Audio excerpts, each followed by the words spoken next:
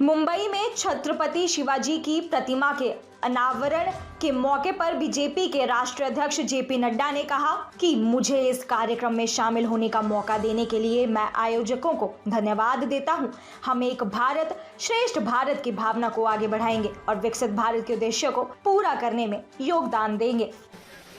और वीर सावरकर जी को हम नमन करते हुए अपनी बात को प्रारंभ करते हैं। सबसे पहले तो मैं मंगल प्रभात लोढ़ा जी को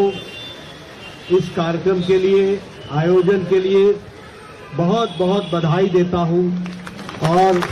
शुभकामनाएं देता हूं, जिन्होंने इस कार्यक्रम की रचना की। यह कार्यक्रम देखने में तो छोटा लगता है, लेकिन इसकी योजना बड़ी है और इस योजना में एक दूरगामी प्रभाव यह देगा, ऐसा मैं मानता हूं। यह जो उद्यान है, जिसका लोकार्पण मुझे आज करने का सौभाग्य मिला, यह कुल मिलाकर के एक विचार को भी पैदा करता है। जिन लोगों ने मुंबई को एक नाम दिया, एक स्थान दिया, जिन लोगों ने मुंबई को भारत की आर्थिक कैपिटल के रूप में स्थापित करने में अपना योगदान किया और इसके साथ साथ भारत में एक अपना स्थान भी बनाया,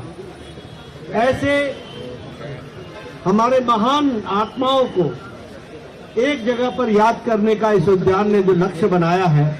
उसके लिए मैं मंगल प्रभात लोढ़ा जी को बार बार साधुवाद देता हूं, जिन्होंने इस कार्यक्रम को किया है। ये जो हीरोज ऑफ मुंबई हैं, जिन्होंने भारत देश में अपना नाम कमाया और मुंबई को भी एक, जैसा मैंने कहा, फाइनेंशियल कैपिटल के रूप में याद किया जाए, उसको उस तरीके से देखा जाए, इस कॉन्सेप्ट को भी उन्होंने एक जगह पर लाने का प्रयास किया है।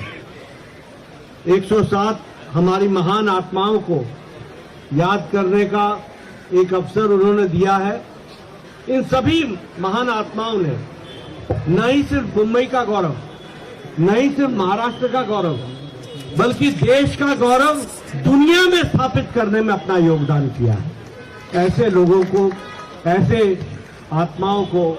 याद करने का अवसर हम सबको मिला है। मैं यही कहूंगा कि इस तरीके के कार्यक्रम या बड़ा विचार, थोड़ी जगह इसके लिए छोटी पड़ रही है। मैं चाहूंगा कि मंगल जी आगे कोई बड़ा स्थान भी देखें, जहां इस विचार को और अच्छे तरीके से प्रदर्शित किया जा सके और उसको आगे बढ़ाया जा सके, ताकि हमारे जो आने वाली जनरेशन है, आने वाली जो पीढ़ी है, आने वाले हमारे नौजवान हैं, वो जान सके कि समाज को जो आज उनको अर्जित है, जो आज उनको मिला है, वो किसी के कठोर परिश्रम के कारण मिला है और उन लोगों के तप के कारण मिला है। यह बात की जानकारी होनी चाहिए और ये संभव तभी है जब हम इन महान आत्माओं की स्टैचू लगाकर उनके जीवनी के बारे में, उनके द्वारा किए गए पराक्रम के बारे में जब हम लिखित रूप में रखेंगे, तो हमारा नौजवान भी उससे प्रभावित होगा। और ये उद्यान है तो मन प्रफुल्लित होने का तो वातावरण बनता ही है, लेकिन प्रफुल्लित होने के साथ साथ वह उज्ज्वलित भी हो, इसकी जो आपने रचना की है, इसके लिए पुनः आपको मैं बधाई देता हूं। मैं इस कार्यक्रम में आने का मुझे सौभाग्य मिला, इसके लिए मैं आयोजकों को बधाई देता हूं और मैं परिवारजनों को भी बहुत बहुत साधुवाद और धन्यवाद देना चाहता हूं, जो उन महान आत्माओं के परिवार से आए, उन्होंने अपने आप को इसमें जोड़ा, इसमें शामिल किया और उनके भी प्रेरणा से हम सब लोग इस कार्य को कर पाए हैं। इसके लिए उनका भी हार्दिक अभिनंदन और स्वागत। और हम सब लोग मिलकर के एक भारत श्रेष्ठ भारत, इसको आगे बढ़ाएंगे और जो प्रधानमंत्री मोदी जी ने हमारे को जो लक्ष्य दिया है, वह लक्ष्य